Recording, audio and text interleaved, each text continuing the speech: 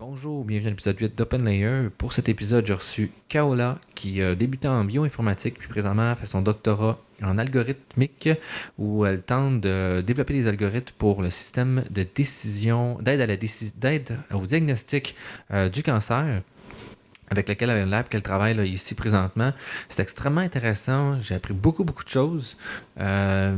On a beaucoup parlé aussi de son projet, puis des projets actuels qu'il faisait. Donc, entre autres, d'un projet présentement qui ont travaillé, qui sont à l'étape là, de publier un article sur le transfer learning, donc pour des datasets qui ne sont pas très grands, qui est une chose très courante en santé, puis comment être capable, à partir d'autres datasets, de finalement d'apprendre, de faire un cumul de connaissances pour être capable de l'appliquer aux datasets qu'on tente de faire l'apprentissage. Extrêmement intéressant aussi là, de parler de son projet, là, vraiment de doctorat qu'elle tente de faire. C'est un très beau projet, beaucoup de changements sociaux qui pourraient être amenés avec ça, finalement sur la détection de cancer. Puis j'aimerais bien ça, là, la revoir dans un an pour voir là, l'évolution de ces projets. Puis très bon podcast. On a parlé aussi de quelque chose d'intéressant que je vais rajouter dans la description, là, finalement, qui est Women in Machine Learning, qui est un organisme là, qui vise à promouvoir finalement la place des femmes dans le machine learning. C'est vraiment intéressant qu'est-ce qu'ils font aussi. Je vous recommande d'aller voir ça. Puis sinon, ben, je tiens à remercier mes partenaires, donc l'Agile, l'Allier et le SPLA et .layer qui finalement supportent mes activités là, pour le podcast. Puis encore une fois, si vous avez des personnes qui pensaient que je devrais inviter, écrivez-moi, ça me fait plaisir. J'ai encore une belle liste d'invités, mais toujours intéressé d'avoir d'autres mondes qui seraient intéressants à venir parler. Puis sinon, ben, je vous souhaite une bonne écoute. On va commencer un peu par ton début de parcours. Mm-hmm. Bon, tu m'en as parlé un peu, mais on va juste expliquer aussi pour les personnes. Fait que toi, tu as plus principalement commencé en santé. Tu étais allé travailler en Europe. Là, je fais un survol rapide, puis tu es revenu ici pour faire ton doctorat. Pas du tout. Parce que Pas moi, du tout? je suis née en Algérie. Ok, je pensais que tu étais venu ici, tu étais allé là-bas, puis tu étais. Je suis la première non-québécoise invitée. Ok, effectivement. En plus, la première fille, donc ça fait plaisir. En plus, un double premier. Voilà. Et en fait, je suis née en Algérie. C'est en nord de l'Afrique. C'est entre le Maroc et la Tunisie pour que les gens puissent situer. Généralement, je donne cet exemple-là. Et en fait, je suis née là-bas, donc j'ai commencé mon parcours universitaire là-bas. J'ai commencé par faire de la biologie, principalement de la microbiologie, parce que j'étais attirée par... Ce serait quoi la différence entre biologie et microbiologie? Mais en fait, c'est un peu plus spécifique. C'est comme tu dis, l'informatique et le machine learning. Tu vois, ok, c'est un sous-ensemble de... Voilà. Ok. Parce qu'en biologie, c'est l'étude de tout ce qui est vivant. Okay. Et la microbiologie, par exemple, c'est l'étude des micro-organismes. Généralement, les micro-organismes, ça veut dire les organismes qu'on ne peut pas voir à l'œil nu, qui nécessitent un microscope pour être vus. Okay. Donc, tu as les bactéries, les virus, certains champignons, des levures aussi, etc. Donc, c'était un sous-domaine de la biologie. Et dans la biologie, tu peux avoir aussi, par exemple, l'écologie, qui est l'étude des écosystèmes, etc. Est-ce que je veux juste l'approcher? Et donc, voilà, la microbiologie, c'est un sous-domaine de la biologie. Okay. Après, j'ai fait un saut pour partir en Europe. Généralement, quand les gens, les étudiants en Afrique du Nord pensent à partir à l'étranger, généralement, c'est la France, parce que c'est la francophonie. On est plus... on a cet avantage-là d'être pas bilingue, mais on maîtrise bien le français avant de partir. Donc, on part généralement en Europe. Donc, je suis partie en France. J'ai commencé par faire une maîtrise là-bas. J'ai fait. Puis le système algérien est à peu près proche du système d'éducation français ou c'est assez différent? C'est proche dans la graduation, c'est-à-dire c'est le même système. Donc, comme en Europe, en fait, il n'y a pas le baccalauréat, il y a la licence. Donc, c'est l'équivalent du baccalauréat ici. Et après, il y a 2 années de maîtrise qu'on appelle en France le master. Donc au niveau de la graduation, c'est la même chose, mais c'est pas le même niveau. Donc parce que moi j'avais commencé à faire. Au niveau de la formation, tu parles, oui. Il y a des mettons la France serait plus haute ou l'Algérie plus haute? Okay. Généralement, parce que moi j'avais fait une année de maîtrise en Algérie avant de partir, mais généralement les universités dégradent d'une année pour s'assurer qu'on va être à peu près au même niveau. Fait qu'ils t'ont donné l'équivalent de ce qui serait la licence. C'est ça. Donc j'ai commencé la maîtrise depuis le début et d'ailleurs c'était bénéfique parce que tu découvres un système qui n'est pas le même. Déjà la rupture avec la famille, donc toute l'autonomie qu'on doit prendre, le travail à côté des études, ça c'est quelque chose que j'avais pas connu avant. Et en fait j'ai commencé par faire une maîtrise, donc c'était 2 années. en génétique moléculaire. Donc je suis restée à peu près dans le même domaine. Donc la génétique, c'est l'étude de l'ADN. OK. Normalement, les gens sont un peu plus habitués à entendre le mot ADN. Donc c'est ce qui donne, c'est ce qui code pour ce qui contient les gènes de l'organisme.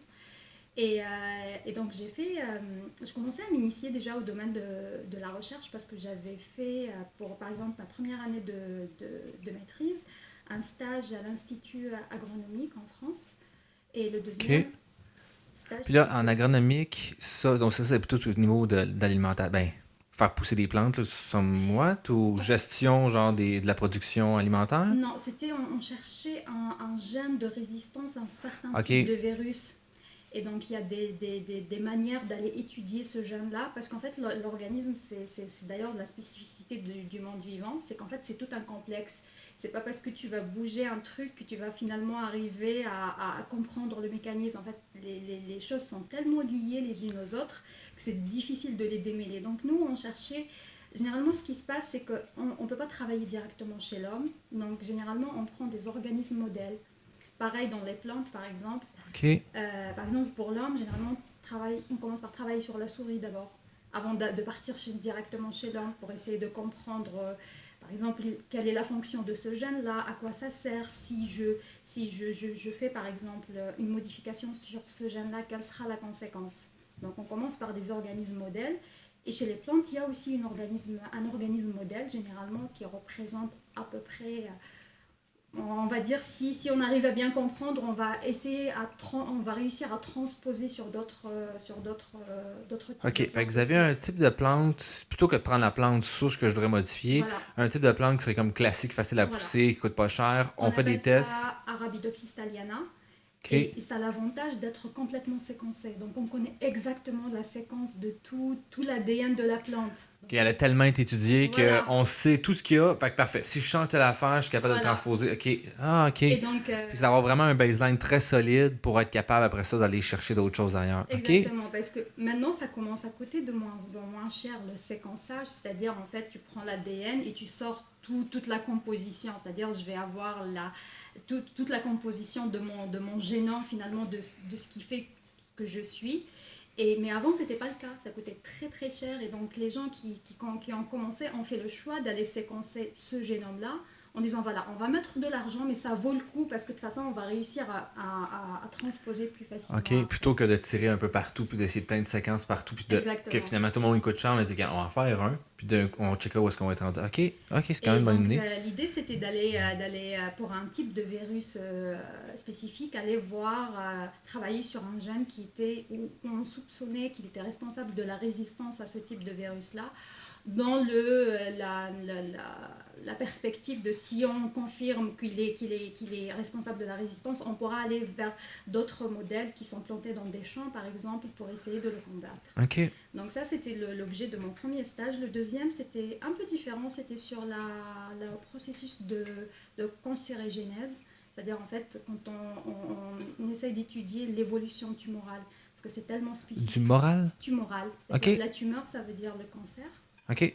Et donc, avant que la cellule devienne cancéreuse, elle passe d'abord par des étapes avant de devenir un cancer. Et donc, le deuxième objet de mon stage, c'était d'essayer d'aller comprendre le mécanisme d'une protéine bien particulière dans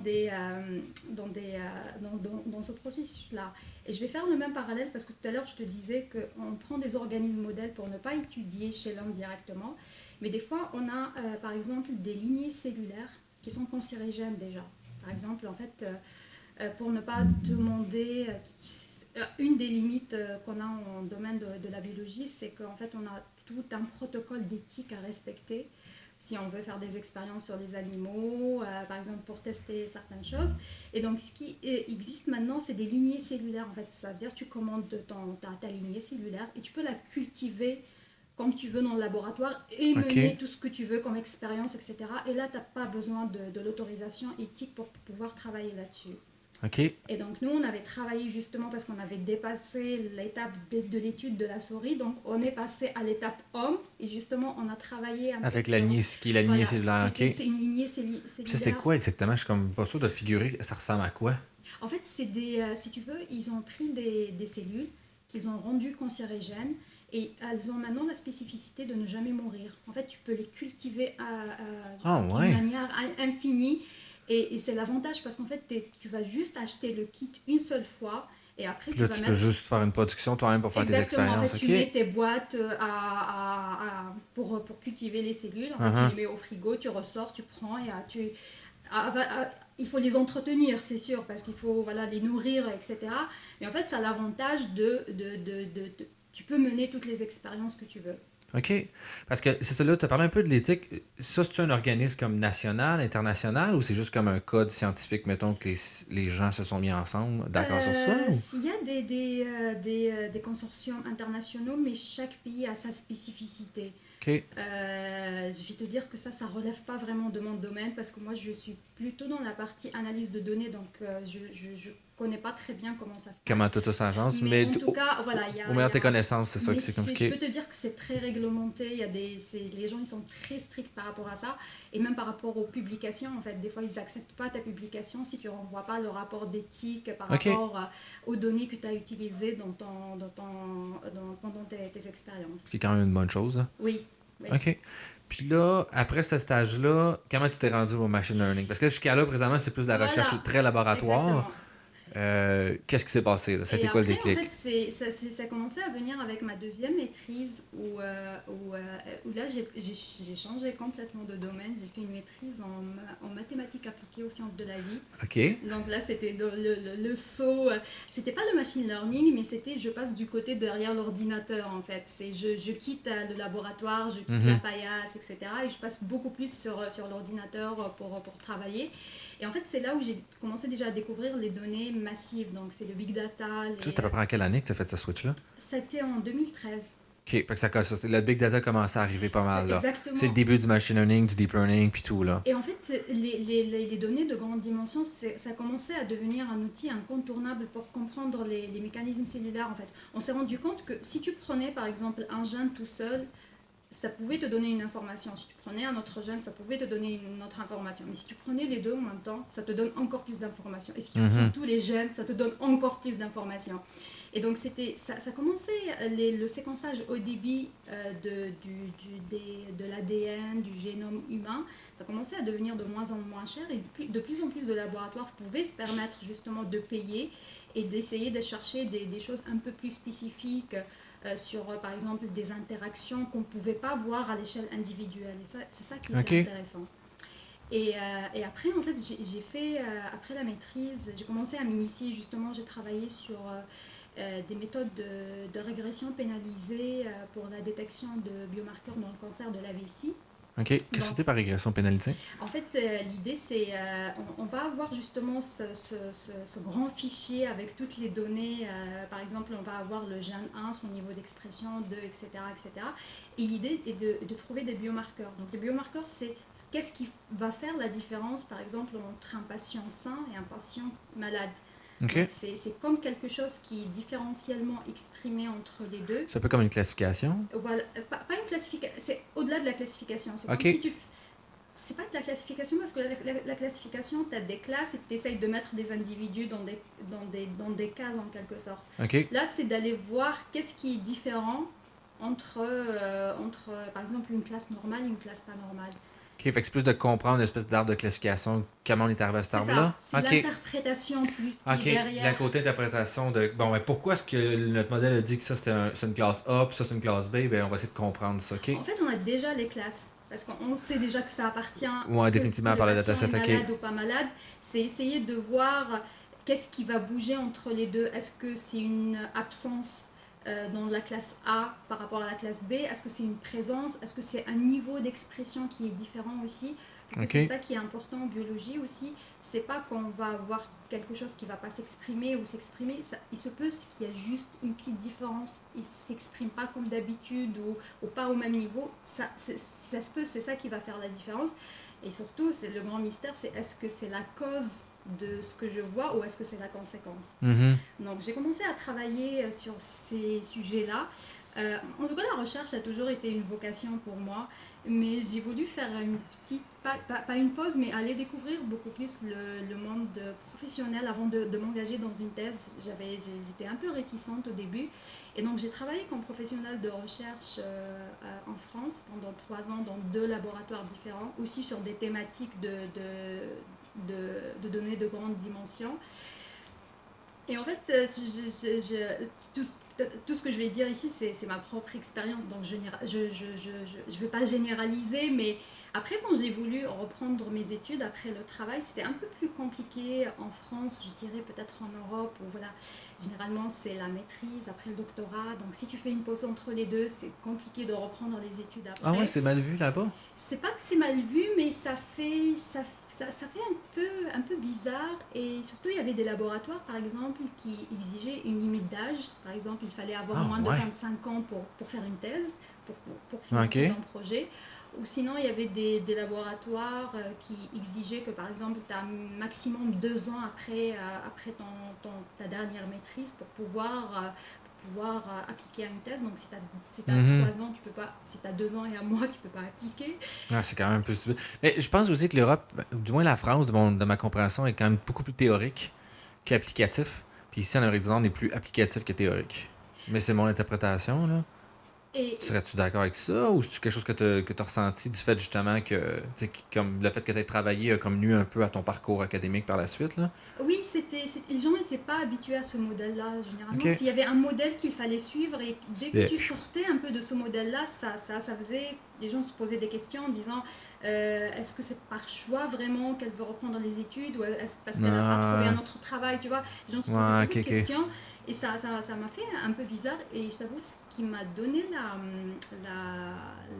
l'idée, c'était on a reçu une américaine dans notre laboratoire qui avait 50 ans en fait. Elle avait fait 20 ans d'enseignement, elle avait arrêté pour élever ses enfants et elle avait fait sa thèse à 50 ans. Donc elle est venue en postdoc dans le laboratoire et on parlait, etc. Elle me dit je t'encourage à aller en Amérique du Nord, tu sais, on est moins regardant sur le changement de carrière. Les gens ils sont un peu plus ouverts, si quelqu'un change de domaine ou change carrément de métier, etc.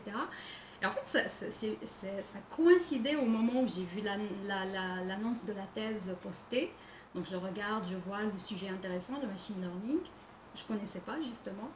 Et en fait, j'ai tenté ma chance et ça a marché finalement sans se poser trop de questions. Et c'est là où j'ai atterri et j'ai commencé le machine learning pendant ma thèse. J'en ai jamais fait avant, mais en regardant l'émission, ça m'a un peu rassurée parce que j'ai vu qu'il y avait beaucoup de gens qui justement n'étaient pas issus du machine learning qui en Ouais, quand faisaient. même beaucoup, Et c'est là, c'est plutôt ça. rassurant, donc et je suis arrivée. Je pense pas que. Tu sais, mettons, je regarde on regarde les grands noms, mettons Hugo Larochelle, je pense, puis Yoshia, c'est peut-être les plus gros noms qui viennent. C'est comme les seuls que je connais qui ont fait informatique, informatique, informatique. Ou infomat, info, info, info. Puis tout le reste, que le monde que je connais, c'est n'importe quoi qui s'est ramassé à faire comme hey, c'est cool l'informatique, puis là, hey, c'est cool du machine learning, puis ça sont rendus là un peu comme toi finalement, puis même moi aussi. Là. Fait que tu t'es retrouvé à te rescaper dans la machine C'est learning. ça. Comme si j'ai peut-être s'est lancé, je fais une thèse là-dessus. C'est quand même un gros mouvement, là. Je veux dire, tu te lances sur une thèse que tu connais pas trop le sujet. Comment tu as vécu ça, mettons, comme c'était-tu stressant? En plus, tu déménages. Ben, au début, en plus, la question qui m'a été posée pendant l'entrevue, c'était est-ce que tu connais le machine learning? Ma question était non, j'ai jamais entendu parler, mais je savais même pas en quoi ça consistait. Je savais qu'il y avait de l'informatique derrière, mais sans plus. Mais en fait, ils ont vu que j'étais motivée, etc. Surtout que mon projet, c'est une collaboration entre un laboratoire français à OK. l'Université de Lille et notre équipe ici à Québec. Et donc il y avait, voilà, j'ai dit voilà, mais en tout cas en regardant, si vous regardez, je parlais à mon futur directeur en disant, ben, si tu regardes mon parcours, tu vas te rendre compte qu'il n'y a rien qui me fait peur en fait. Voilà, j'ai toujours Ouais, appris, tu vois, ouais. partir sur une maîtrise de maths alors que j'ai fait un peu de maths, mais pas aussi poussé. Et puis l'université, les maths, comme avant l'université puis à l'université, c'est pas la même chose, là. C'est deux Ouais. mondes différents, là. Et, Avant, il y a des nombres, puis là, il n'y a plus de nombres après ça, là. Mais c'était une aventure, surtout que mon projet est très intéressant.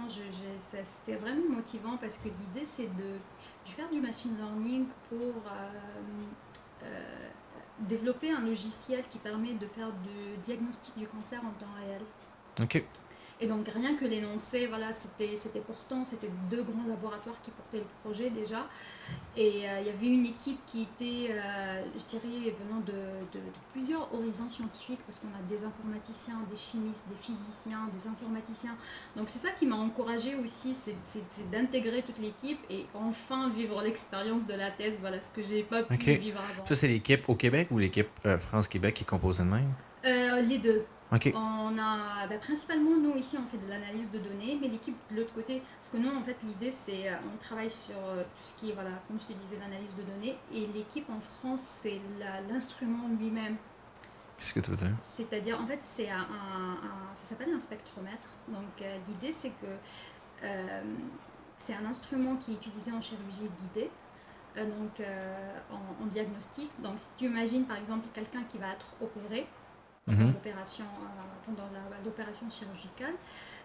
La pratique qui se fait le plus souvent maintenant, c'est par exemple quand le médecin va suspecter la présence d'un tissu cancéreux, en fait il va faire un prélèvement, l'envoyer au laboratoire, attendre le résultat pour savoir s'il est cancéreux ou pas. Et donc en se basant sur le résultat, il va décider s'il n'enlève pas, etc. OK. Le problème, c'est qu'envoyer ce prélèvement au laboratoire, ça prend du temps. Ça prend à peu près 30 minutes pour avoir le résultat, parce qu'il y a plusieurs expériences à faire, il y a quelqu'un... OK, ça, puis c'est live au moment où est-ce qu'il fait la chirurgie. Oui, c'est ça, c'est Ah, pendant OK, que OK. le patient est Je sur... pensais que Et c'était on en avait... amont. OK, OK, OK. Ah non, c'est pendant OK, que fait le que là, patient d'attendre est le sous 30 minutes, anesthésie. le gars, il est ouvert, tu sais pas Exactement. où, puis là, t'es comme, ben là, OK, on voit ça. Voilà, les bras Là, croisés, attendre le puis résultat. ça coûte cher un médecin en plus. Fait que, tu sais, si tu peux y faire sauver 1 heure dans même de pas attendre, ben, c'est peut-être une chirurgie de plus par semaine qu'il peut faire. OK, Et, OK, je comprends. et surtout, tu es limité en fait, parce que tu vas pas, à chaque fois, le médecin, Mhm. à chaque fois qu'il va suspecter, il va pas envoyer 20 biopsies. Ça s'appelle une biopsie, le fait de OK. faire le prélèvement. Et donc, nous, notre idée, c'était de justement travailler sur cet instrument-là pour pouvoir avoir une réponse instantanée. Et donc, c'est une sorte un spectromètre, c'est quelque chose, en fait, ça va te donner la composition moléculaire. Donc OK. imagine par exemple, ça peut être utilisé si tu as un plat pré-préparé. Par exemple, si tu passes ton plat dans le spectromètre, il va te donner la composition exacte de toutes les molécules qu'il contient. OK. Donc, tu peux savoir, mettons, il y a du sodium, il y a ci, il y a ça, toutes les... Exactement. OK, OK. Et donc cet instrument-là, il est relié avec une sorte de laser. Donc c'est le laser qui va vers en fait, tu le pointes par exemple sur n'importe quel tissu que tu veux analyser. En fait, il va faire une sorte d'excitation avec le laser. Ça va exciter les molécules d'eau contenues dans le tissu. Et en fait, ça va faire une micro-ablation des molécules. Et donc, ces molécules-là vont être renvoyées dans le spectromètre et on va avoir la composition exacte du tissu. Donc, Et savoir s'il y a un cancer ou non. voilà. Grâce au machine learning, on va savoir si c'est un cancer ou pas. Parce que si on n'a pas le modèle d'apprentissage derrière, de classification, on ne peut pas le savoir. Et donc, mon projet de thèse, c'est de développer des algorithmes de machine learning pour la classification des tissus cancéreux. OK. Puis là, ça permet de finalement juste accélérer le processus, qu'au lieu de l'envoyer au laboratoire, ça serait fait, l'ordinateur pourrait te le dire automatiquement, là. Cet avantage-là, ça aussi l'avantage que quand le chirurgien va suspecter la tumeur, en fait, c'est difficile de trouver les marges où est-ce qu'il va enlever le tissu. Ah, OK. Parce que généralement, en fait, pour être sûr, il va enlever même la zone qui est saine en disant, voilà, je ne prends pas de risque, etc. Mais ça endommage les tissus sains. Et parfois, sur certains organes, c'est compliqué de perdre beaucoup de tissus sains. Donc, avec cet instrument, ça va avoir l'avantage de pouvoir savoir exactement les marges où il va enlever sans endommager les tissus sains. Et surtout, avec l'apprentissage, on a l'avantage de pouvoir détecter des cellules qui visuellement elles ne présentent pas de signes cliniques de cancer, mais elles sont en cours de cancérigénèse. Donc, il pourrait automatiquement en enlever plus. Exactement. Puis avoir des meilleures chances de réhabilitation, je pense, c'est ça? Rémission du cancer. Voilà. Rémission, je veux dire. OK. Et donc ça offre l'avantage déjà d'enlever les tissus cancéreux en s'assurant qu'il n'en laisse pas derrière pour ne pas être opéré une deuxième fois, etc. et avoir aussi un traitement, parce qu'en fait ça peut servir aussi pour le traitement par la suite. C'est-à-dire en fait il va avoir une tumeur, grâce au modèle d'apprentissage, on va savoir quel est par exemple le type du cancer, quel est le grade et quelle est l'agressivité. Et donc le traitement ne sera pas le même après quand il va revoir le patient, ça ne va pas être le même suivi. Fait qu'on peut ajuster vraiment le meilleur traitement à faire par la suite. Oui. OK. Puis c'est quelle équipe ici qui fait ça? On est l'équipe biologie computationnelle au centre de recherche en génomique au sud de Québec, donc avec Arnaud Droit. On est spécialisé dans l'apprentissage automatique sur des données biologiques ou des données de sciences de la vie. Et en fait, ce que je te dis là, c'est la finalité de mon projet de thèse. Je suis pas encore... Ça c'est l'objectif final. Voilà, c'est l'objectif final. On n'y est pas encore parce que là, on travaille sur des questions un peu... Voilà, on est dans le détail du détail. Mais l'idée, ça serait de développer cet instrument-là, surtout que son application, elle n'est pas uniquement clinique. Parce qu'en fait, je te donnais l'exemple avec ton plat pré-préparé, mais ça peut aussi servir pour des analyses alimentaires, par exemple. Par exemple, vérifier que le saumon que tu vas manger à Noël, c'est vraiment du saumon et c'est pas un type de poisson un peu moins cher. On a l'avantage d'avoir cette analyse moléculaire ou des analyses de l'environnement ou des analyses... Même pour les allergies aussi, des choses comme ça, là. Pour tout ce qui fait qu'il y a vraiment une grosse extension, là, finalement, juste on veut savoir la composante de quelque chose. Et aussi pour les infections, parce que des fois, le problème, c'est quand on suspecte une infection, on est obligé de prendre un prélèvement et de laisser, par exemple, à une température 37 pour permettre à l'agent qui a causé l'infection de se multiplier pour pouvoir faire des analyses. Là, ça va être instantané, on va gagner beaucoup de temps et on va pouvoir poser un diagnostic plus rapidement. Puis des fois, qui peuvent sauver des vies en bout de ligne. Exactement. OK, fait que c'est vraiment... Ça va ratisser très large, votre projet. Puis c'est quoi le plan de développement? Là, mettons, tu es en début de projet, vous êtes en milieu, c'est quoi, c'est 5 ans, 10 ans, vous pensez accomplir cet objectif-là? Mettons, là on parle juste pour figurer. Là. Pour figurer, là, au mois de septembre, je vais finir ma 2e année. OK.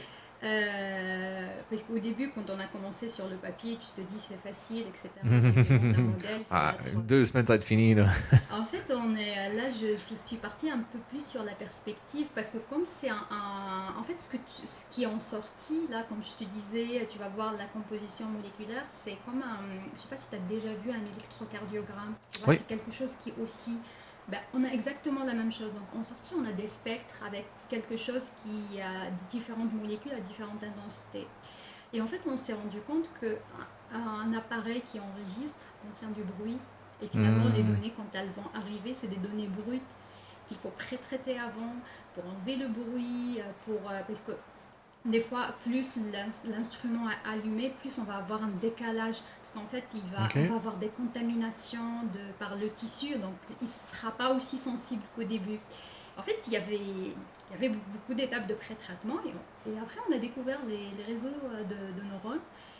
Et en testant, on s'est rendu compte qu'un des avantages, parce qu'on s'intéresse particulièrement au CNN actuellement, un des avantages des réseaux convolutionnels, c'est qu'ils sont efficaces sur des données brutes. C'est-à-dire par rapport à des propriétés d'invariance, à la translation par exemple, parce que des fois on a des choses qui sont décalées, ne sortent pas exactement à la même place.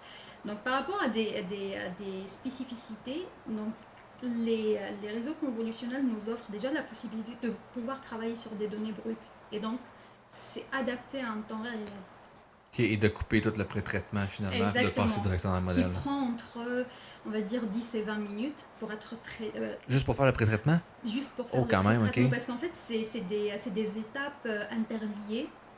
Et le problème, c'est que ce que tu vas faire en pré-traitement sur des données ne sera pas forcément valable sur d'autres données dans un autre contexte.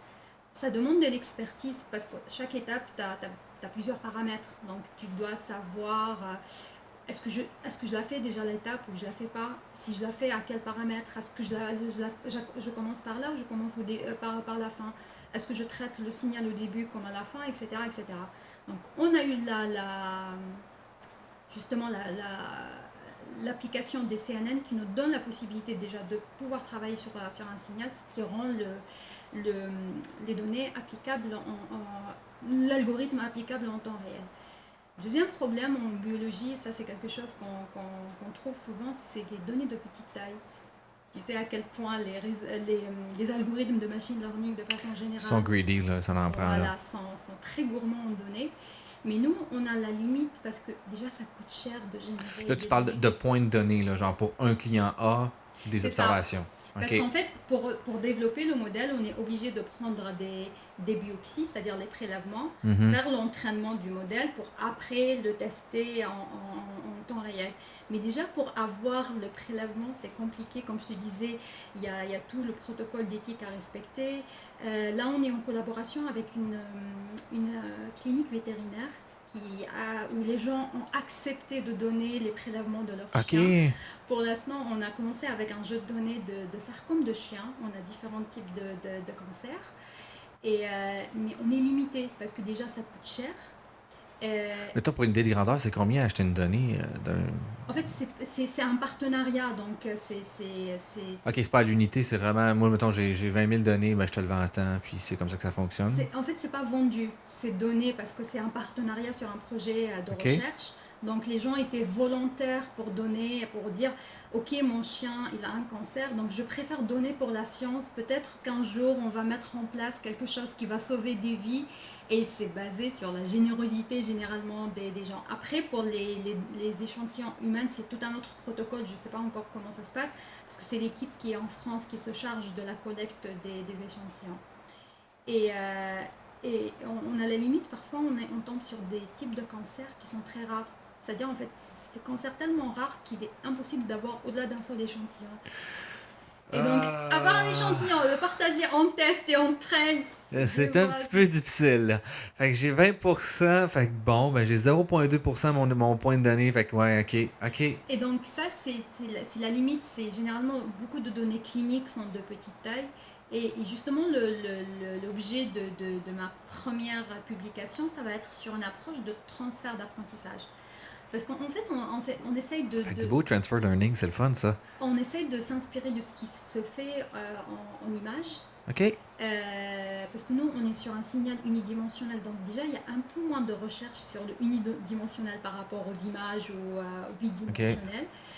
Et donc, mais malheureusement, on n'a pas la chance d'avoir ImageNet qui contient 14 millions d'images. Ouais, ça serait vraiment le fun, là. Donc, on essaie de faire des données, générer des données à un autre niveau. Fait que vous faites comme de la simulation. Mais en fait, ce qu'on a fait, là, le premier papier, ça va être sur l'idée que, en fait, si tu as déjà des petites données, si tu as une grande, quelque chose comme ImageNet, à la limite, tu peux bien classifier. Mais si même tes données d'apprentissage qui sont censées être grandes ne sont pas grandes, comment tu peux faire? Et en fait, on a mis en place une méthodologie d'apprentissage successif. C'est-à-dire, en fait, on a pris des données venant de différents contextes biologiques. Par exemple, je te parlais là, le but c'est de classifier le cancer du chien, mais on a pris aussi par exemple des données de foie de bœuf, des données de micro-organismes, des données de cerveau de rat. Tu vois, a priori, ça n'a rien à voir entre le rat, le bœuf, etc.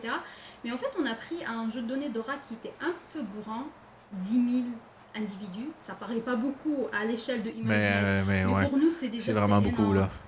Et en fait, au lieu de faire le transfert directement, par exemple, du rat vers les données de chiens, qui sont très petites, en fait, là, je te parle, c'est des fois, on a 40 observations par type de cancer. Ça paraît dérisoire, surtout pour les réseaux convolutionnels. Parce que sans transfert, ça donne vraiment des exactitudes de classification, vraiment, elles sont pas bonnes, c'est à la limite du hasard. Et donc notre idée, c'était de prendre parce qu'on a réussi à récupérer des données du même type, en fait unidimensionnelles, mais par des contextes différents, des contextes biologiques différents. Et en fait, ce qu'on en propose, c'est en fait une sorte d'accumulation de savoir.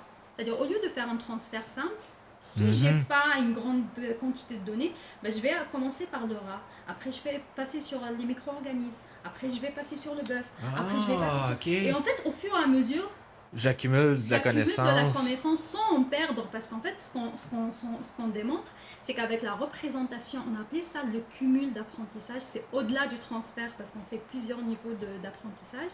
C'est en fait, avec la représentation finale, Si on la teste sur le sarcome de chien, ça marche super bien. Mais si on la teste sur les données qui ont servi pour l'apprentissage, ça marche aussi bien. En fait, on démontre qu'on OK, arrive... donc dans le sens que, mettons qu'on arrive, on a fait 4 déjà datasets. Puis là, si tu retournes au rat, ça fonctionne encore bien. Si tu retournes Exactement. à l'autre, ça fonctionne encore bien. Et si tu vas vers le chien, ça fonctionne aussi bien. Oui. C'est-à-dire, en fait, Ah! on accumule de la connaissance sans en perdre. Bon, nous, on était un peu ambitieux, on a appelé ça une représentation universelle. C'est pas universel, mais en fait, c'est comme quelque chose qui est générique, qui arrive à la fois à apprendre sur des trucs, en fait, a priori, parce que sur le cerveau de rat, c'était la différence entre matière blanche et matière grise. Donc pour te dire, en fait, c'est des questions. Tu te dis, impossible, un modèle, il va pas apprendre matière blanche, matière grise, et après essayer à classifier des types de cancers. En fait, ça n'a rien à voir en commun. Mais pourtant, on arrive justement à entraîner un modèle qui soit générique, de façon à ce qu'il puisse classifier plusieurs tâches à la fois. C'est vraiment intéressant parce que, tu sais, finalement, j'écoutais Lex Friedman, je sais pas si il me semble que c'est ça son nom de famille, puis il y avait justement une discussion par rapport à ça, que le transfer learning, tu sais, finalement, c'est comme un AI, là, tu sais, dans le cas où est-ce que tu dis apprends juste une tâche, c'est comme si tu demandais à un enfant apprends quelque chose, mais il devrait être capable de généraliser puis d'aller ailleurs puis de dire ben là, j'ai appris que la gravité existe, donc j'ai pas besoin de reprendre un verre puis d'aller dans une autre position puis de le réessayer. J'ai compris que la gravité existe. Fait que là, c'est un peu que vous avez essayé finalement d'accumuler le savoir. C'est vraiment intéressant. C'est cool comme Oui. approche. C'est vraiment une bonne idée. Ben, surtout qu'en biologie, parce que maintenant qu'on a réussi à avoir des bons modèles de classification, ça c'est peut-être quelque chose, on peut dire de la recherche appliquée, mais la recherche fondamentale c'est d'aller rechercher les biomarqueurs. C'est-à-dire en fait tu arrives à un modèle et l'idée c'est de faire de la déconvolution pour arriver par exemple à voir qu'est-ce qui a fait la différence entre cette classe-là et cette classe-là. Et après, t'imagines si on arrive à trouver des zones qui peuvent différencier plusieurs types de problématiques différentes, ça peut être très intéressant. Donc la deuxième étape, c'est justement, comme je te disais, on a fait la convolution pour faire la classification. Maintenant, on veut revenir en arrière pour voir L'interprétabilité, voilà, finalement. sur quoi le modèle s'est concentré pour faire la différence entre ces types de cancers. OK. C'est vraiment intéressant. Puis ça serait ce que tu ferais la prochaine année? Oui, ça c'est en cours. On veut développer aussi plusieurs choses. On est toujours ambitieux, tu sais. C'est ça le problème des fois avec la recherche. Tu as tellement de projets, il y a Ouais. tellement de choses. D'un coup, tu commences à t'allumer, il y a tellement de choses à faire que. À un moment donné, t'as passé 24 heures passées, là. C'est ça qui est plate. Ouais, ben, on veut développer aussi un modèle de classification hiérarchique. Parce que OK. pour l'instant, en fait, on a pris une classification plate. C'est-à-dire, en fait, on a pris, par exemple, classe normale, classe type cancer 1, 2, 3, etc. Donc, l'idée, c'est d'avoir quelque chose qui soit plus graduel. C'est-à-dire, en fait, je ne vais pas commencer par mettre tous les types de cancers au même niveau parce que c'est pas le même mécanisme. Donc, dans un premier temps, je vais distinguer d'abord le normal du pas normal, le sain du malade. Parce que des fois, le médecin, il va pas avoir besoin de connaître exactement le type. En fait, il veut juste savoir s'il est cancéreux ou pas. Là, le deuxième niveau, ça va être de différencier les différents types. L'étape d'après, c'est de savoir le grade. Est-ce que c'est grade 1, grade 2 L'étape d'après, c'est de savoir s'il est agressif ou pas. Parce que peut-être le médecin va avoir besoin de cette information-là. Et l'idée, c'est d'essayer de mettre une hiérarchie dans la classification OK. des types Ça de serait cancers. ça que vous voudriez essayer de mettre Oui, l'avant. OK. Pour être capable, finalement, d'améliorer votre modèle à faire de la classification, puis d'avoir exactement. l'information nécessaire à la granularité qu'on va aller chercher plutôt que de dire, ben, je te classifie tout d'un coup, tout de suite. Voilà. OK. Et surtout que la clinique nous offre la possibilité. Ils ont fait un premier test. Ça, c'est la clinique, tu parles de La clinique vétérinaire? vétérinaire. OK. Ils nous ont donné la possibilité de tester l'instrument en temps réel, c'est-à-dire pendant une opération d'un chien atteint d'un cancer. Cool. Parce que déjà, il y a toute la partie Ça, c'est avec le modèle de CNN que vous avez mis dedans? avant le modèle de CNN. Avant le Là, modèle, c'était OK. vraiment le prototype de l'instrument pour voir comment ils vont le mettre dans un bloc opératoire, est-ce qu'il sera assez propre, justement, pour ne pas contaminer. Donc, il y avait des questions qui étaient vraiment liées à l'instrument lui-même. Puis comment il va être utilisé, puis son environnement. Là. Exactement, par rapport au chirurgien, c'était pas pour améliorer l'ergonomie, comment il va le tenir, parce qu'en fait, si les gens, ça peut intéresser les gens, vous pouvez regarder ça s'appelle Spider-Mass. Spider-Damas? Oui. OK. Et donc c'est comme un crayon en fait que tu tiens à la main et en fait il suffit juste de passer sur une zone pour avoir la composition moléculaire du tissu. Donc l'idée c'était de voir aussi le besoin du chirurgien vraiment pendant une opération. Et l'étape d'après justement quand on va développer un modèle de classification, c'est de l'implémenter dans l'instrument et tester et l'instrument et le logiciel de classification en temps réel dans des En conditions production, là. pour voir après par rapport pour ajuster par rapport au temps de réponse, etc. Par rapport à la certitude, on est certes ambitieux pour avoir parce que l'idée c'est d'intégrer une interface aussi pour les médecins pour savoir si le tissu est cancéreux ou pas, mais l'idée c'est de donner aussi un intervalle de confiance. Dire voilà, Ouais, ouais. c'est cancéreux à 95, mais tu sais, plus ou moins 10, plus ou moins 15. Ah, voilà. peut-être que c'est pas un cancer, peut-être que c'en est vraiment un, là. OK. Puis ça, c'est intéressant parce que tu sais, finalement, là, vous commencez à mettre en production le modèle. Puis là, tu sais, on a parlé au début, ça prend le premier modèle, les 110 et 20 minutes. Puis qu'est-ce que vous visez en temps de temps de réponse? Est-ce que vous visez plus comme la minute, le 5 minutes?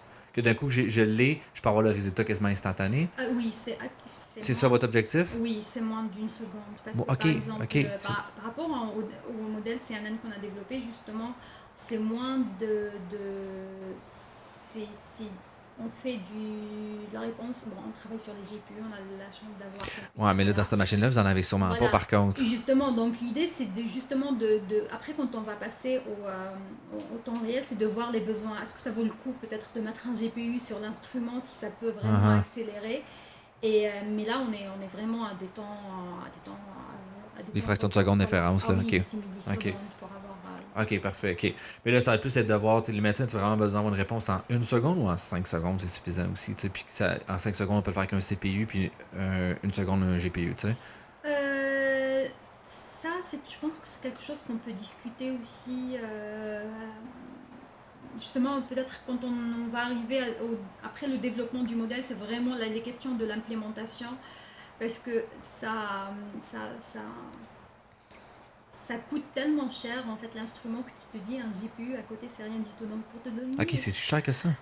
C'est comme, juste, mettons, c'est 100 000, 50 000? en fait, juste pour le déplacer, ça coûtait dans les peut-être 30 000 dollars pour le déplacer du laboratoire dans la clinique vétérinaire. Parce qu'en fait, il y a toutes les assurances par rapport à l'instrument. En fait, c'est grand et en fait, il y a toutes les assurances parce que tu dois faire appel à une société spécialisée pour le transporter. Après, pour l'aseptiser parce que tu peux pas risquer. Ouais, tu fais pas juste mettre du Windex Exactement. là-dessus, là. Exactement. Donc, ça coûte OK, ça a quand coûté. tu vois à Wow! quel point ça coûte cher, tu te dis un ou deux GPU à côté. Wow, Finalement, mettons, c'est tu mets un GPU à 1500, là, pas sûr que ça va changer de quoi dans le budget Ouais. final, là. Tu sais, ça va être c'est comme si tu rachetais 15 cents dans l'arrêt de ton produit, là. Wow, OK, je pensais pas que c'était si dispendieux que ça. Je pensais que c'était peut-être une machine qui valait, je sais pas, 20 000, 50 000. Fait que ça doit plus être proche du 200, 350 000. Non, l'assurance, ça coûte cher. L'instrument, il est dans peut-être les 150 000 à peu près. Oui, Quand même, là. Ah oui, ça coûte hyper cher les instruments de laboratoire. Ben, c'est ça, je pense, un des problèmes en santé, médecine, c'est souvent les coûts des produits, du matériel. C'est tellement spécialisé que ça coûte une fortune, puis souvent c'est associé avec tellement il y a une compagnie qui le fait qu'elle fixe quasiment le prix, puis ben c'est comme ça veut se faire payer son R&D, là, tu sais, finalement. OK. Fait que, est-ce que mettons, ce serait quoi, avez-vous pensé à des méthodes alternatives pour collecter des données ou vous allez plus miser sur le transfer learning? Non, par rapport aux collectes des données tant que telles ou par rapport parce qu'en fait, on est confronté à plusieurs situations. Des fois, on peut avoir un peu plus de données parce que là, on peut optimiser par exemple sur les cultures bactériennes. Par exemple, tu peux avoir une infinité de données parce qu'en fait, tu peux les cultiver, tu peux avoir beaucoup de matériel finalement. Beaucoup de matériel veut dire que tu vas avoir beaucoup de données. Donc, c'est quelque chose qui est relatif. Et là, ils sont en train de faire une cohorte sur le cancer gastrique, là où ils ont vraiment, il y a plusieurs personnes qui participent, donc là, on va avoir vraiment beaucoup plus de données, donc on peut être amené aussi à avoir beaucoup de quantité de données.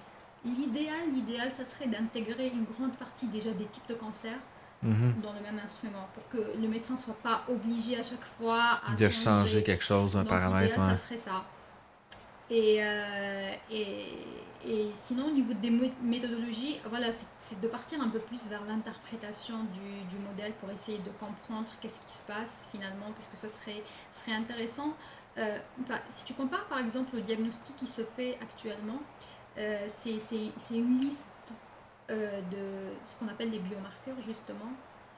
Et en fait, tu as une liste et tu cherches si, par exemple, ce tissu-là contient ce biomarqueur ou pas. Et finalement, on dit souvent, tu trouves ce que tu cherches, mais ce que tu cherches pas, tu vas jamais le trouver. Ah, L'avantage ouais, avec le ouais. machine learning, c'est qu'en fait, tu prends le tout d'un individu malade, le tout d'un individu sain, et en fait, tu compares, et du coup, t'as une signature qui est non ciblée. Et c'est ça l'avantage par Mhm. rapport aux techniques qui sont un peu classiques, où là, tu vas prendre le tout et ça va te donner une vision globale, et tu peux dire, c'est ça qui m'a fait la différence entre ça et ça. Ouais, quand c'est un peu le, finalement le biais du scientifique, là, que je sais pas si tu as entendu parler de ça, c'est des deux économistes aux États-Unis qui, eux, étaient vraiment pro-austérité. Puis ils ont fait une étude, puis ils y croyaient tellement, là, les autres voulaient avoir tel résultat que quand on aurait fait l'étude par après, parce qu'ils ils ont arrivé à la conclusion qu'une dette c'était pas bon, puis qu'il fallait, quand ça dépassait telle barrière, il fallait mettre des mesures d'austérité, puis il y a des gouvernements qui ont mis ça en place mondialement. Puis c'est arrivé à peu près en 2009-2010, juste après la crise financière, fait que Mhm. tout le monde était excité par ça. Puis en faisant l'étude dans les années 2012, 13, je sais pas exactement certaines dates, ils se sont rendus compte qu'il y avait juste tout plein d'erreurs. Il n'y avait rien de bon, puis finalement les résultats étaient tous mauvais, puis que c'était juste une belle preuve de. Ils voulaient tellement avoir ce résultat-là, qu'ils ont, comme tu as dit, ils ont cherché qu'est-ce qu'ils voulaient, puis ils ont mis ça dans le rapport, puis ils ont fait un article avec ça.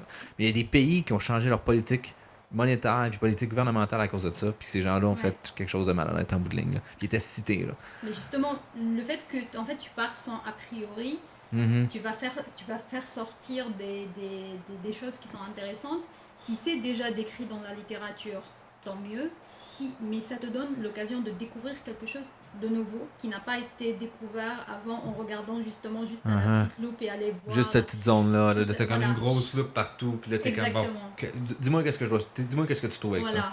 Plutôt que de dire ah je sais qu'on va y voir dans cette zone-là, je vais trouver quelque chose, mais oui mais tu le sais déjà, t'as rien Mm. prouvé de plus. Là. Ok, c'est Et, intéressant. Euh, et je vais juste oui, rajouter continue. quelque chose par rapport à la perspective, parce que l'idée c'est de partir un peu plus vers la médecine personnalisée. C'est-à-dire en fait si je prends un tissu par exemple de toi et de moi, ça va pas être la même chose. Donc on a cette diversité biologique déjà entre deux individus, c'est pas la même chose. Entre deux cancers, même si c'est le même organe, c'est pas la même chose. Ok.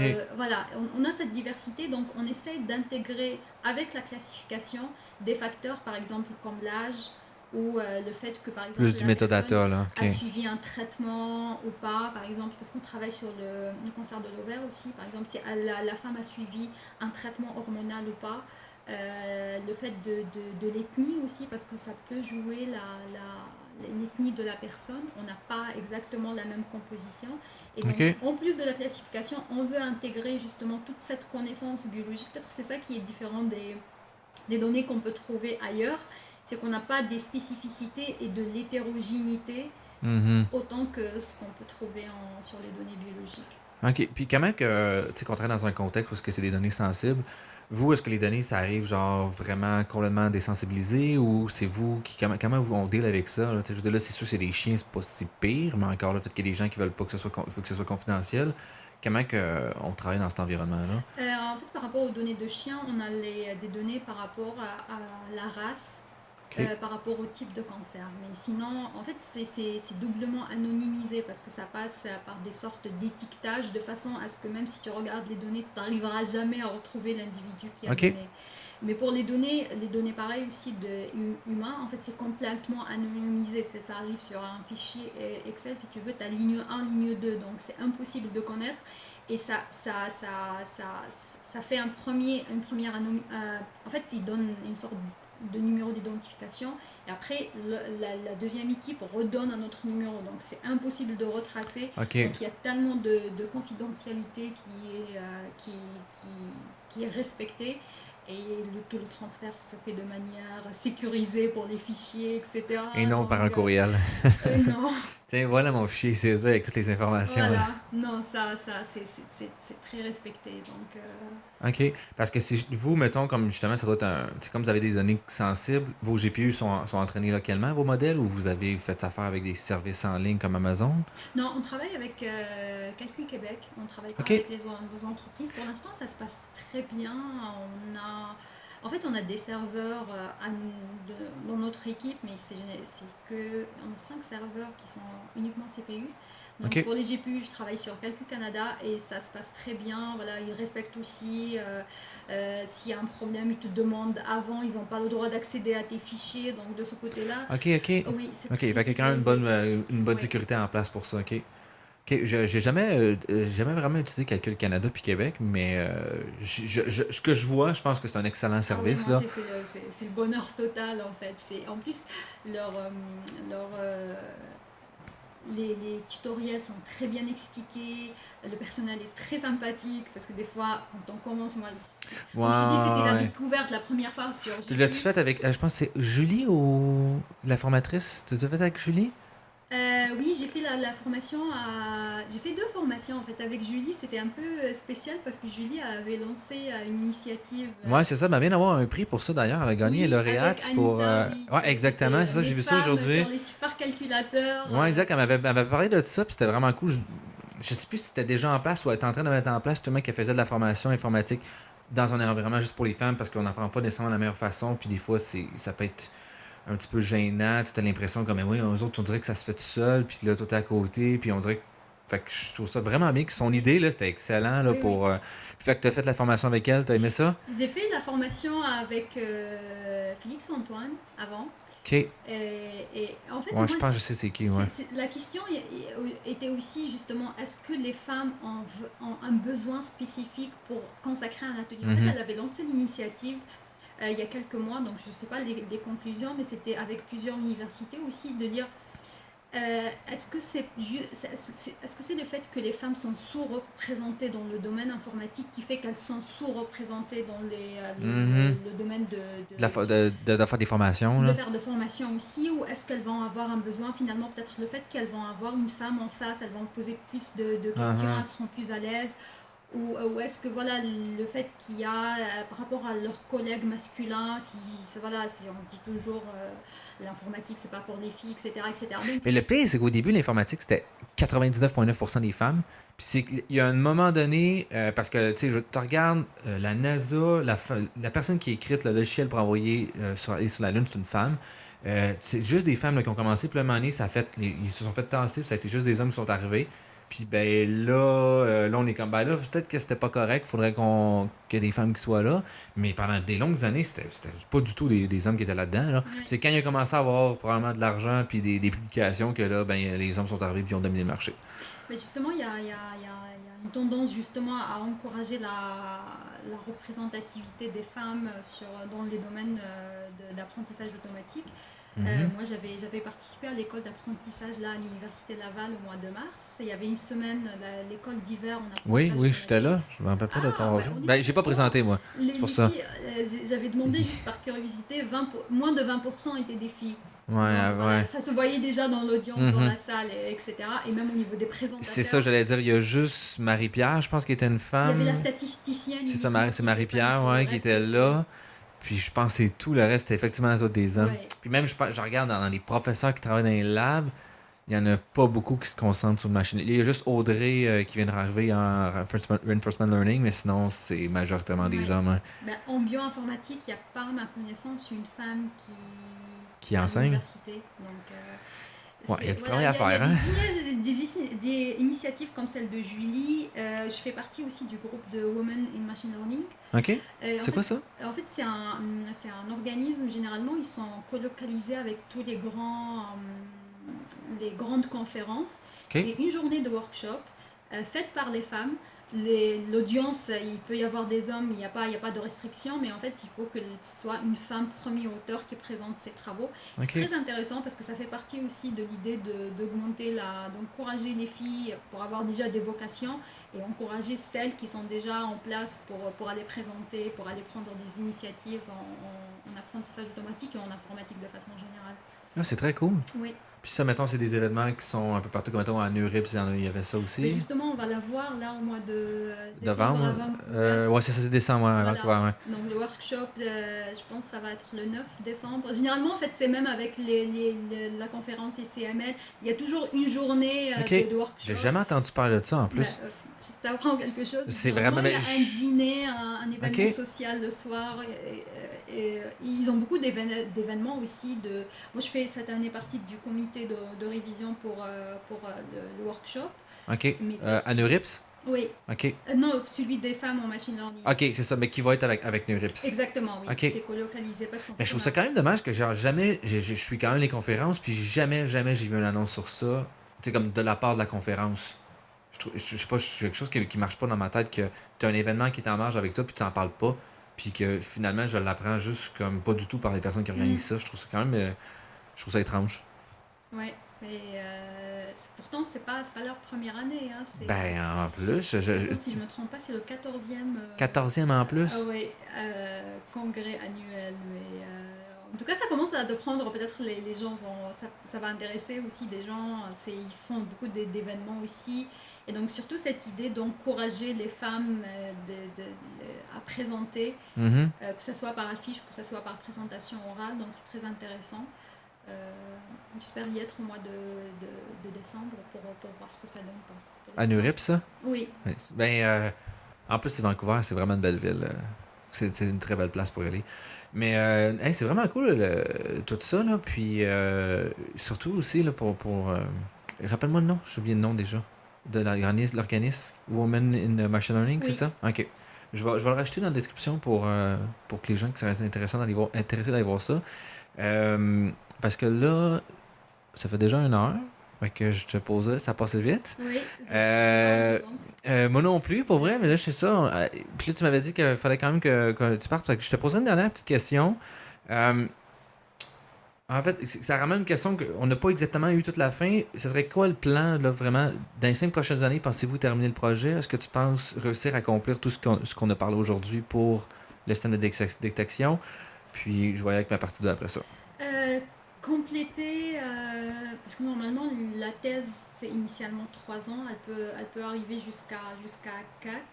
Terminer tout, non, parce qu'en fait Ok. la nouveauté aussi c'est que cet instrument il a maintenant la capacité de faire des images. Et donc un des projets un peu peut-être après la thèse pour les personnes qui vont suivre, c'est de faire une sorte d'intégration de différents types de données. Parce que ça peut donner des données visuelles, multidimensionnelles et puis- ça peut donner aussi une image. L'avantage Ok. de l'image, c'est qu'en fait, tu arrives à localiser. C'est vraiment une image Oui, de la c'est une surface, là. image, Ok, c'est ok, vraiment ok. une image de surface. C'est comme les coupes qu'on voit de cerveau, par exemple. Ok, des oui, IRM, oui, etc. ok. Je vois le genre d'image, là, ok. Et donc, quelque chose qui est vraiment très ambitieux, et c'est quelque chose qui commence à se faire aussi dans d'autres domaines que la santé, c'est-à-dire, en fait, j'intègre différents types de données de différentes natures. Mhm. Par exemple, je prends la classification de documents avec autre chose. Et donc ça, c'est un peu un projet très ambitieux parce que tu vas avoir l'information en même temps sur le type de cancer que tu peux avoir, mais tu peux avoir la localisation de par exemple, ton marqueur qui va faire la différence entre les deux. Donc ça c'est une double information qui va encore rajouter de l'importance parce qu'il suffit juste pas parce que par exemple, tu trouves une protéine intéressante, oui c'est intéressant, mais son endroit aussi peut être intéressant. Si tu trouves un endroit inhabituel, ça peut te donner des Puis après, donner un autre type d'information qui pourrait avoir une meilleure classification par la suite. Ouais. Ok. Donc moi, dans l'idéal, c'est justement de finir les modèles de classification, de les implémenter et de au moins partir un peu sur l'interprétation du modèle parce qu'en fait, trouver les biomarqueurs là par déconvolution, ça peut devenir des cibles de diagnostic ou de cibles de thérapeutique qu'on n'a pas encore découvert avant. Ah, ok. Donc, Fait que, voilà, en amont, de pouvoir plus rapidement Exactement. détecter, de dire, ben, regarde, rajoute ça aussi dans ta liste, souvent c'est un bon indicateur. Ok. Exactement. De comme trouver ceux qu'on a ratés présentement pour être un. Voilà. Ok. Et après, ça peut être une indication, parce que là, je t'ai parlé de mon projet qui est principalement le diagnostic, mais par exemple, il y a des gens dans mon équipe qui travaillent sur le pronostic. C'est avant d'avoir la maladie, Mhm. les gens qui ont un fort risque de développer une maladie, tu vois, il y a des collègues qui cherchent des biomarqueurs, c'est-à-dire qu'est-ce qui va faire que tu vas devenir une personne à haut risque. Parce que là, j'étais la semaine dernière à la grande marche du défoulement de la Société québécoise contre le cancer. C'était une marche pour une collecte pour une levée de fonds. OK. Et les chiffres sont alarmants ici au Canada. Une personne sur deux sera touchée par le cancer. Puis c'est comme ça depuis plusieurs années en plus. Il n'y a pas de diminution. Même je pense qu'il est en augmentation dans certains secteurs en plus. Oui. Là. Et par exemple, pour le cancer du sein, c'est une femme sur 8 va avoir le cancer au Québec. Et donc les chiffres sont alarmants. Et l'idée, c'est de travailler aussi, mettre tout l'apprentissage automatique au profit de la santé pour pouvoir dégager. Parce que, en fait, quand je te dis les chiffres, toutes les personnes vont dire oui, mais qui va l'avoir? Et donc, l'idéal, ça serait justement avant que la maladie arrive, qu'on puisse avoir. Ou du moins les surveiller plus. Ou... Ça. OK. Dire vous êtes à haut risque, vous allez avoir un suivi un peu plus étroit ou des visites un peu plus rapprochées avec votre médecin parce que vous avez plus de risques à développer. Donc voilà, c'était juste pour donner une idée parce que j'ai parlé principalement du diagnostic, mais le machine learning, ça s'applique. C'est ça, il y a beaucoup d'autres choses dans lesquelles il s'applique ici. Là. On pourrait en parler pendant une journée complète. Là.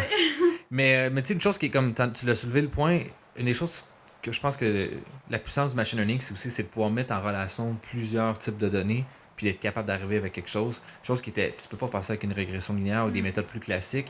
Puis là, on commence à avoir la force computationnelle pour être capable de dire, ben là, je prends une image, je prends d'autres données directement brutes, je mets ça ensemble, j'arrive avec un diagnostic qui est plus intéressant que seulement un des deux finalement. Là, qui présentement, on fait ça. On a des images d'un bord l'autre, puis on essaie de trouver quelque chose, mais là, on peut mettre les deux ensemble. Ouais. OK. Hey, c'est vraiment cool pour votre projet. Là. Je trouve ça vraiment intéressant. J'aimerais ça te recevoir une deuxième fois si ça t'intéresserait. Oui. Qu'on pourrait pour voir dans un an, voir l'évolution de ton projet, où est-ce que ça s'en va. Puis, ma dernière petite question, c'est quoi ton langage de programmation préféré? Ben nous, dans la recherche, généralement, on travaille avec R, le langage R, parce que on a l'avantage d'avoir déjà des librairies qui sont prêtes pour le travail avec les données, par exemple. OK, il y a beaucoup de librairies en traitement de données. Pour les types de données médicales? On travaille, oui. Ah ouais, je savais pas, je n'étais pas au courant de ça. Ah oui, mais tu commences, tu as l'impression que il y a tout qui a déjà été fait, des gens ont pensé à beaucoup de choses qui nous facilitent la vie, mais je travaille également avec Python parce que je travaille avec Keras, donc c'est plus facile de... Effectivement. Mais malgré que maintenant, R... quand même des bons interfaces qui ont été rajoutées. Là. Je l'ai jamais utilisé par contre. Je pense que c'est plus TensorFlow qui est vraiment plus poussé, là, mais je suis pas vraiment pas expert. Je connais R quand même bien, mais pas au niveau de ça. Il y a les deux interfaces TensorFlow et Keras en R qui existent aussi, qui ont été développées il n'y a pas longtemps, mais la majorité, parce que moi ce qui m'intéresse, c'est quand j'ai mon message d'erreur... Quand je cherche, c'est de trouver la solution. Ouais, c'est ça. Il y a moins de choses qui sont faites avec R, toute l'optimisation, comment je distribue sur les GPU, comment je partage la mémoire. Il y a moins de flexibilité là. Exactement. Il y a tellement de connaissances qui a été développées en Python, donc je switch, c'est plus facile pour directement transposer sur Python. Là. Puis aussi, je fais juste penser des fois, les messages d'erreur de Torch, là, c'est nébuleux. Fait que si en plus tu rajoutes une couche d'un autre langage qui parle finalement à tout ça, ben là, à un moment donné, là, les messages qui remontent ne doivent pas être très très clairs. Là. OK, fait que principalement R, un petit peu de Python maintenant. Oui. OK. J'avais découvert des choses qui m'ont beaucoup aidé, c'était les écoles que j'ai suivies. Je t'ai parlé de l'école d'apprentissage ici à l'Université Laval, mais il y avait l'école en apprentissage profond à Montréal. À Livado? À Livado. Oui, je l'ai fait ça aussi. C'est quand même intéressant aussi. C'était très intéressant. Mais il pousse beaucoup plus d'informations, je trouve. Exactement. Tu te fais bombarder. Là, En fait, il faut y aller, mais pas quand on est vraiment débutant. Il faut avoir commencé un peu. Faut que tu saches c'est quoi une régression linéaire. Faut que tu connaisses un peu les mathématiques derrière parce que sinon, ton take-home est très très haut. Puis quand tu arrives dans la dernière journée où est-ce que là, ils rentrent directement le main dans le tordeur avec le CNN, là tu... Oui, il faut avoir déjà des questions, joué un peu par soi-même. Moi, c'est ça qui m'a aidé. C'était surtout les ateliers qu'il y avait l'après-midi. Et comme moi, je travaillais pas sur les images, tous les ateliers étaient sur les images, j'avais mes petites questions et donc j'ai profité pour poser mes questions personnelles sur mon projet. Et c'est ça qui m'a aidé parce que beaucoup c'était de l'autonomie. Je me suis auto-formée sur Internet, il y avait des MOOC très intéressants sur le deep learning. Et donc ça aussi, c'est parmi les choses qui m'ont beaucoup aidé à progresser. Les MOOC à l'Université Laval, tu parles? Ou il y en a d'autres avec ça? C'était sur un site français qui s'appelle Deep Learning. C'est sur le .mou, je pense, OK. FUN. Mais c'est accessible à tout le monde. Ça aussi, ça m'a aidé. C'était un tutoriel qui était en français déjà. Connaître déjà les mots, c'était plus facile de commencer peut-être en français, en Mhm. tout cas pour moi. Non, non, non, je suis d'accord que des fois, le vocabulaire en anglais au-dessus, il y a des gens qui parlent, t'es comme, Bah oui, la je comprends bien dernière l'anglais, mais je fois, comprends pas ce qu'il me c'était dit, là. la différence entre fonction loss ou c'était pas la même chose. Donc voilà, Ouais, ouais, des fois aussi, des erreurs de traduction aussi, t'es comme, mais là, attends une minute, là, je suis pas sûr de te suivre, là, mais surtout quand la personne, c'est pas sa première langue aussi, puis toi, c'est pas ta première langue, là, Oui. ben là, tu sais, faut se laisser une chance, là. Mm. Ok, fait que là, t'as fait beaucoup de mou, c'est ça? Mou, c'est M-O-O? Oui, c'est ça. Ok, C'est les massives online ou l'autre O, j'ai oublié, et course à la fin. ok, ok, les mou, ok, ok, ouais, ok. Nous autres, ils appellent ça des mocks ici, c'est pour ça, je Voilà. pense, ok. Et ça aide aussi beaucoup Ok, si, voilà, si on est comme moi, on arrive, on ne connaît pas. Parce que j'ai commencé avec le machine learning et j'ai commencé avec le SVM, les random forest, etc., etc.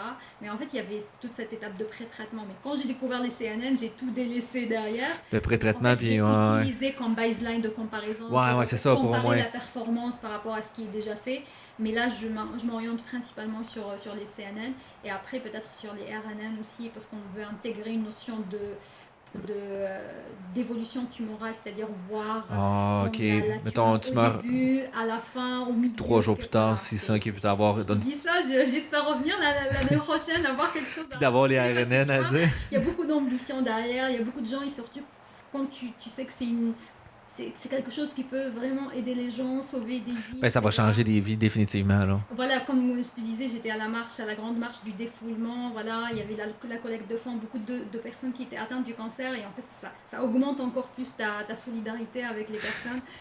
Et voilà, t'as envie de faire quelque chose C'est pour ça, faire mais. avancer la Oui, science. j'ai des frissons à y penser, là, à tout ça, là. Mais oui, c'est sûr que, tu sais, des fois, en tant que chercheur, c'est difficile de se rattacher pourquoi tu fais ça. Puis, toi, t'as des exemples directement concrets que tu changes la vie. Mais c'est sûr que des fois, moi, quand je travaille avec mon dataset, que je change pas la vie des gens, je me demande ben, pourquoi je fais ça, ce réseau-là, finalement. Mais c'est quand même vraiment le fun de voir à quel point la science est intéressée par ça, ben, la santé plutôt, là. Puis à quel point vous êtes capable de vous rattacher à, tu sais, à pourquoi vous le faites. Mais en plus, tu dis ça, mais tu te trompes parce que par exemple, le transfert learning, quand il a été mis en place, c'était pour des images et tu vois, je m'en Mhm. sers pour mon domaine. Donc Très bon point. voilà, Très on bon point. s'inspire toujours de ce qui a été fait avant. Voilà, il y a toujours comme ça des sujets. Par exemple, comme je te disais, là, on part sur des données peut-être d'images, en plus des données unidimensionnelles, et on essaie toujours de s'inspirer. Finalement, quelque chose qui a été appliqué pour classifier des chats et des chiens, ça peut te servir Mhm. pour classer des types de cancers. Donc, Ouais. tout est bon à apprendre. Faut Tout pas. savoir est C'est bon à ça, apprendre. effectivement, oui. C'est juste difficile de décortiquer qu'est-ce qui est bon finalement pour toi ou non. Là. Il y a Ouais. tellement de savoir. Là. Mais merci beaucoup d'être venu. Pour Merci à vrai, c'était toi pour vraiment extrêmement l'invitation. intéressant. Puis, comme je te dis, moi, je t'invite l'année prochaine, on s'en reparle. Ok, Puis, on pourra faire une suite en espérant que tu sois rendu à ça RNN. marche. Je vais mettre la deadline sur Fait mon que, agenda. on se met pas de pression du tout. Là. Il faut que tu sautes au nom du cancer. Là. Ouais. Hey, merci beaucoup. Merci à toi.